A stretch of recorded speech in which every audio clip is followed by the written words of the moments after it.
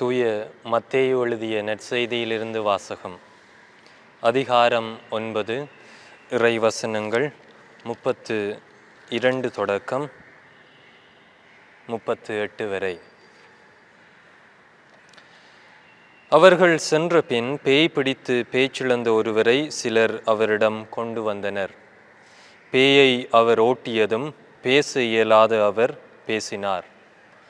மக்கள் கூட்டத்தினர் வியப்புற்று, இஸ்ரயேலில் இப்படி ஒருபோதும் கண்டதில்லை என்றனர். ஆனால் பரிசேயர், இவன் பேய்களின் தலைவனை கொண்டு பேய்களை ஓட்டுகின்றான் என்றனர். இயேசு நகர்கள் சிற்றூர்கள் எல்லாம் சுற்றி வந்தார். எங்கும் அவர்களுடைய தொழுகை கூடங்களில் கற்பித்தார். விண்ணரசை பற்றிய நற்செய்தியை பறைசாற்றினார். நோய் நொடிகள் அனைத்தையும் குணமாக்கினார். திரண்டிருந்த மக்களை அவர் கண்டபோது அவர்கள் மேல் பரிவு கொண்டார். அவர்கள் ஆயர் இல்லா ஆடுகளைப் போல அலக்களிக்கப்பட்டு சோர்ந்து காணப்பட்டார்கள். அப்பொழுது அவர் தம் சீடரை நோக்கி, அறுவடை மிகுதி, வேலையாள்களோ குறைவு. ஆகையால் தேவையான வேலையாள்களை தமது அறுவடைக்கு அனுப்பும்படி அறுவடையின் உரிமையாளரிடம் மன்றாடுங்கள் என்றார். கிறிஸ்து வழங்கும் நற்செய்தி. கிறிஸ்துவே உமக்கு புகழ்.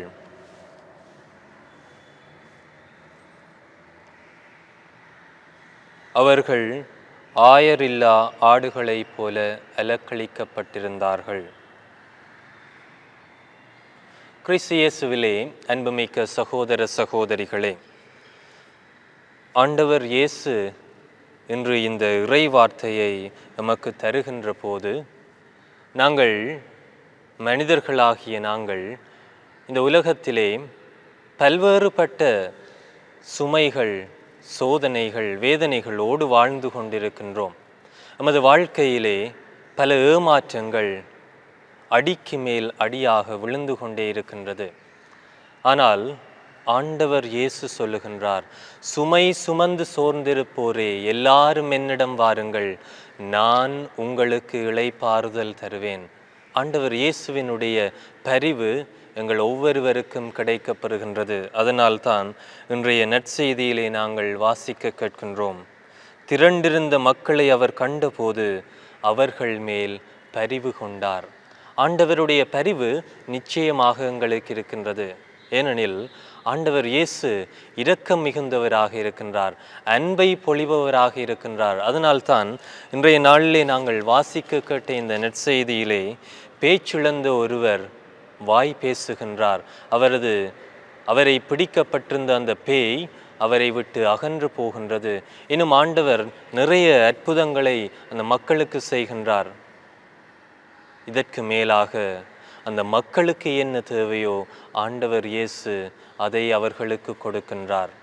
அந்த மக்களுக்கு அமைதி இல்லாமல், நிம்மதி இல்லாமல் அவர்கள் ஆயரில்லா ஆடுகளைப் போல அலைக்கழிக்கப்பட்டு சோர்ந்து காணப்பட்டதை ஆண்டவர் இயேசு காணுகின்றார்.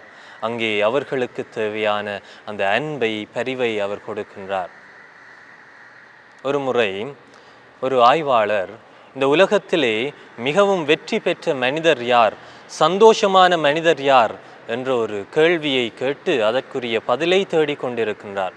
எனவே ஒவ்வொரு பதிலாக வந்து கொண்டே இருக்கின்றது. முதலாவது பதிலாக ஒருவர் சொல்லுகின்றார், கை நிறைய சம்பாதிக்கின்ற ஒரு நபர்தான் இந்த உலகத்திலே மிகவும் சந்தோஷமான மனிதர். அந்த பதில் அவருக்கு திருப்தி அளிக்கவில்லை. இரண்டாவதாக ஒரு நபர் வருகின்றார்.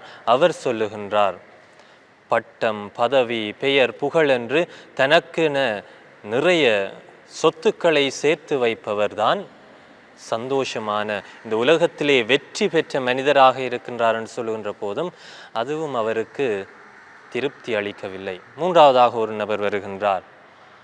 எந்த ஒரு மனிதருக்கு நல்லதொரு மனைவி அல்லது நல்லதொரு கணவன் அல்லது நல்லதொரு பிள்ளைகள், நல்ல குடும்பம் அமைகின்ற போது அந்த மனிதன் நிறைவுள்ளவனாக, சந்தோஷமுள்ளவனாக, வெற்றி பெற்றவனாக காணப்படுகின்றான் என்று சொன்னார்.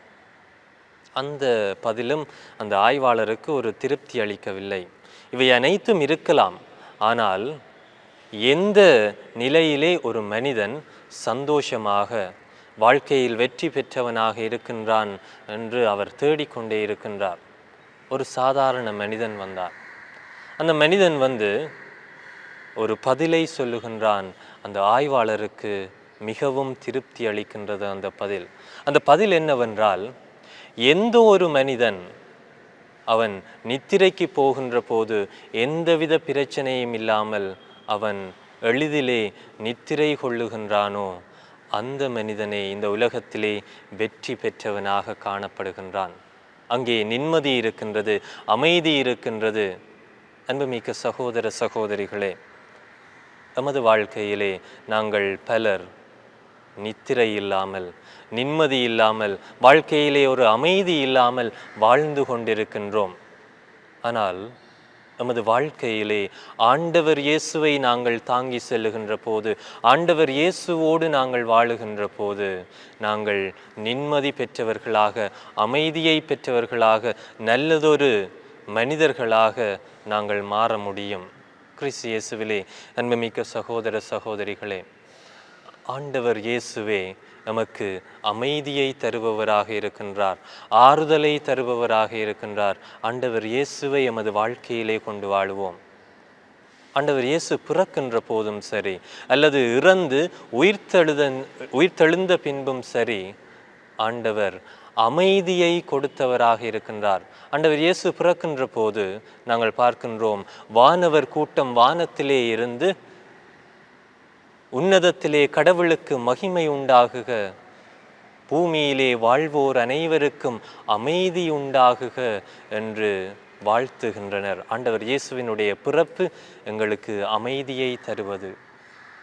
ஆண்டவர் இயேசு இறந்து உயிர்த்தெழுந்த பின்பும் சீடர்களுக்கு காட்சி கொடுக்கின்றார். அந்த காட்சியிலே ஆண்டவர் இயேசு சொல்லுகின்றார், உங்களுக்கு அமைதி உரித்தாகுக, நான் தருகின்ற அமைதியை பெற்றுக்கொள்ளுங்கள் என்று ஆண்டவர் இயேசு அமைதியை கொடுக்கின்றார். இவ்வாறு ஆண்டவர் இயேசு தருகின்ற அமைதி இந்த உலகம் தருகின்ற அமைதி போன்றது அல்ல என்று யோவான் நற்செய்தி 14வது அதிகாரம் 27வது வசனத்திலே ஆண்டவர் இயேசு எங்களுக்கு சொல்லி நிற்கின்றார்.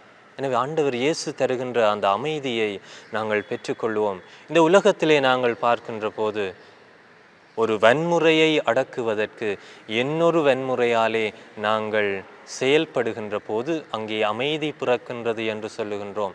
உலக நாடுகளிலே பல்வேறுபட்ட அமைதியின்மை காணப்படுகின்றது. சண்டைகள், சச்சரவுகள், இவை அனைத்தும் எப்படி அமைதி நிலைக்கு கொண்டு வரும் என்றால், அந்த சண்டை சச்சரவுக்கு மேலாக இன்னொரு வன்முறையை கொண்டு வருகின்ற போது அங்கே அமைதி நிலவுகின்றது என்று இந்த உலகியல் போக்கிலே நாங்கள் வாழ்ந்து கொண்டிருக்கின்றோம்.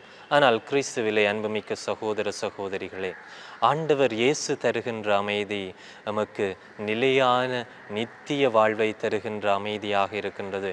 இந்த உலகிலே நாங்கள் வாழுகின்ற போது எங்களுக்கு நிறைய பிரச்சனைகள் வரலாம், ஏமாற்றங்கள் வரலாம், நாங்கள் நினைக்கின்றது நடக்கிறது இல்லையே என்று ஒரு ஏக்கம் நமக்கு இருக்கலாம். ஆண்டவர் இயேசு சொல்லுகின்றார், என்னை பின்பற்ற விரும்புகின்றவரும் தன்னலம் துறந்து நாள்தோறும் எனது சிலுவையை தனது சிலுவையை தூக்கி கொண்டு என்னை பின்பற்றட்டும். ஆண்டவர் இயேசுவினுடைய வார்த்தைகளை நமது வாழ்வாக்குவோம். ஆண்டவர் இயேசுவை நாங்கள் தாங்கி செல்லுவோம். திருப்பாடல் 23 சொல்லப்படுகின்றது, ஆண்டவரே என் ஆயர், எனக்கு ஏதும் குறையில்லை. எனவே ஆண்டவர் இயேசு எங்களுக்கு ஆயராக இருக்கின்றார். அவர் நமக்கு ஆறுதலை தருபவராக இருக்கின்றார். இன்றைய நற்செய்தியிலே நாங்கள் வாசிக்க கேட்டதை போல அவர்கள் ஆயரில்லா ஆடுகளைப் போல் அலக்களிக்கப்பட்டு சோர்ந்து காணப்பட்டார்கள். எனவே சோர்வு இருக்கின்ற இடங்களிலே ஆண்டவர் இயேசு புத்தளிச்சி தருபவராக இருக்கின்றார். பசும்புல் வெளி மீது எம்மை இளைப்பாற செய்வார். எனவே அதை நாங்கள் நம்புவோம், எமது வாழ்க்கையிலே அதை கொண்டு வாழுவோம். ஆண்டவர் இயேசு எம்மோடு கூடவே பயணிக்கின்றார், அமைதியை தருபவராக நல்ல ஆயனாக இருக்கின்றார் என்று நாங்கள் உணர்ந்து கொள்ளுவோம். ஆமேன்.